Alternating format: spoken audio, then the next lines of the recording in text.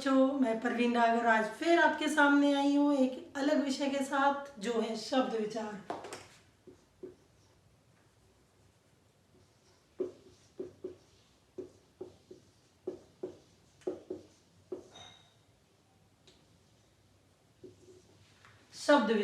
शब्द विचार से आप लोग समझेंगे कि क्या शब्द विचार में क्या विचार करेंगे।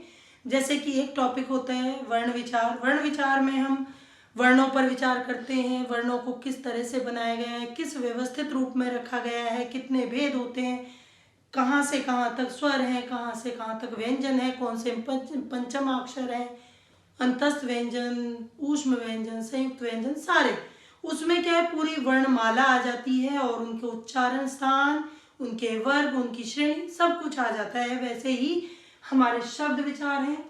शब्द विचार, शब्द का अर्थ क्या होता है पहले तो वो समझने की जरूरत है। मैंने पहले भी बताया है कि सीढ़ी दर सीढ़ी हम चलते जाएं व्याकरण में, तो व्याकरण कहीं कठिन नहीं है। बच्चे डरते जरूर हैं लेकिन अगर पढ़ेंगे तो सब कुछ ठीक होगा। शब्द वर्णों के व्यवस्थित समूह को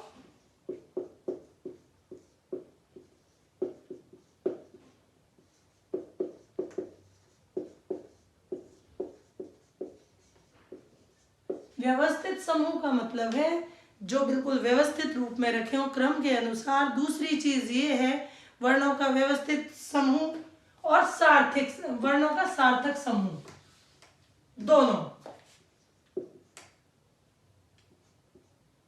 सार्थक समूह वर्णों का व्यवस्थित समूह वर्णमाला कहलाता है और फिर वर्णमाला में शब्द वर्णों से मिलकर बनता है और वर्णों का सार्थक समूह जो होता है, सार्थक का मतलब है हिंदी में किसी निरर्थक शब्द की कोई जगह नहीं है, तो सार्थक शब्द होने चाहिए। अब शब्द कैसे आए, कहाँ से आए, किस तरह से शब्द बने, वो शब्द विचार कहलाता है। जैसे कि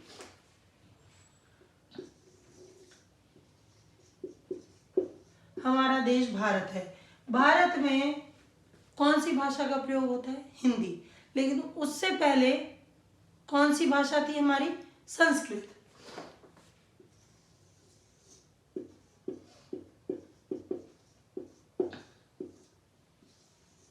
फिर संस्कृत से थोड़ा बदलाव हुआ तो हमारा क्या बना? तद्भव शब्द, थोड़े बदलाव के साथ। और जो संस्कृत के शब्द होते हैं तत्सम कहलाते हैं। संस्कृत वाले शब्द कौन से होते हैं? तत्सम। फिर उससे बदलाव होकर तद्भव बना। अब अगर बात करें तो देशज शब्द हैं कुछ जो हमारी हिंदी भाषा में प्रयोग किए गए, हिंदी में मिला लिए गए, उन्हें हम देशज कहते हैं। और जो विदेशी शब्द हैं विदेशी, ये चार हैं हमारे। शब्दों के भेदों के आधार पर अगर बात करूं तो ये है उत्पत्ति के आधार पर। उत्पत्ति मीन्स जन्म के आधार पर, किन शब्दों का जन्म कहां से हुआ है।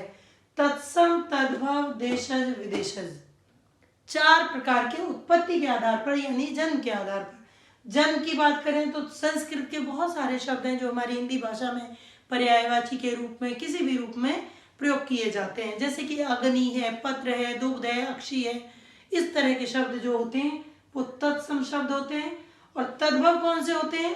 तद्भव हैं जो तत्सम से थोड़े बदलाव करके, सरलीकरण करके, सरल करके हिंदी में मिला लिए गए हैं, उन्हें हम तद्भव शब्द कहते हैं। विदेशी शब्द वो होते हैं जो विदेशी भाषाओं से हमारे देश में आए हैं। विदेशी भाषाओं से कैसे आ गए?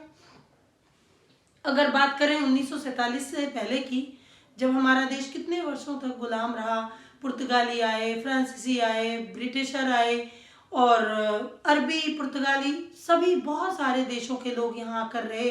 उन्होंने शासन जमाया, किसी ने कहीं राज्य किया, किसी ने कहीं राज किया, तरह तरह के लोग आए और उन लोगों की मिश्रित भाषा जो है, किसी का कोई शब्द हिंदी में छूट गया, किसी का कोई शब्द छूट गया। पुर्तगालियों की जैसे कैंची है, चीनी, चाय पत्ती, कॉफ़ी, ये सभी चीनी शब्द हैं।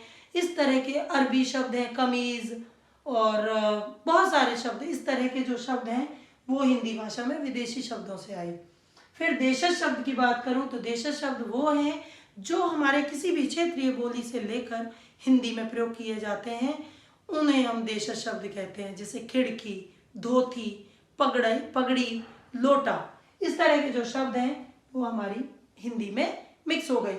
और हिंदी ने इन चारों तरह के भाषाओं को, चार तरह के शब्दों को अपने अंदर समा लिया और हिंदी भाषा का निर्माण हुआ। उनमें बदलाव होते रहते हैं, सरलीकरण हिंदी में लगातार चल रहा है।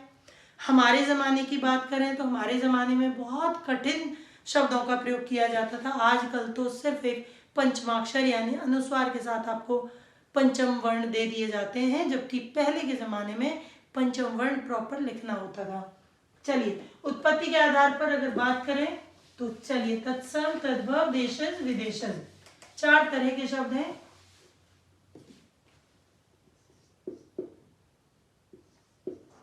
तत्सम में जैसे दुग्ध, पत्र,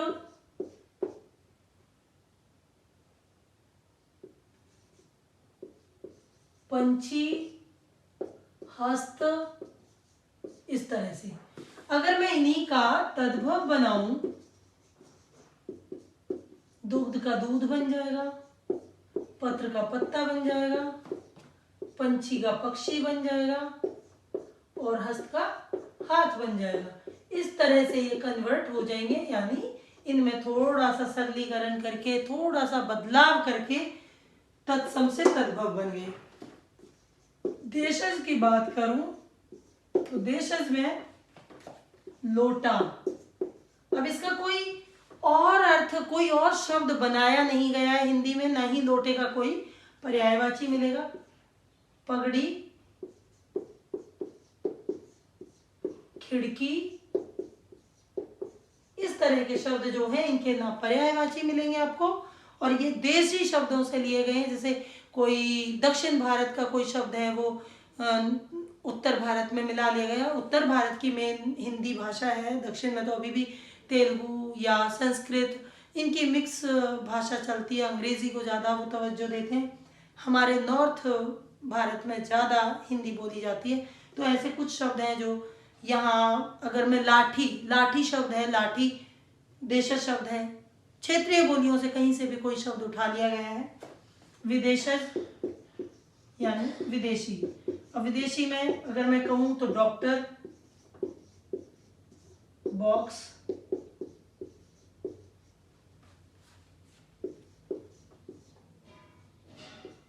कैंची, इस तरह के जो शब्द हैं ये सभी विदेशी लैंग्वेज यानी विदेशी भाषाओं से लिए गए हैं, और जो आज बखूबी हमारी हिंदी में बोले जाते हैं। उन्हें कोई रोक टोक के साथ नहीं बोलता, उनके ऐसी कोई दिक्कत नहीं है कि हम कैंची को कुछ और बोलें। कतरनी है वो शब्द भी अरबी शब्द है, तो उनका हिंदी में कोई शब्द नहीं बनाया गया उनके बदले में। तो वो हमारे देश में उत्पत्ति के आधार पर ये चार भेद हैं, इन्हें आप याद कर लीजिए।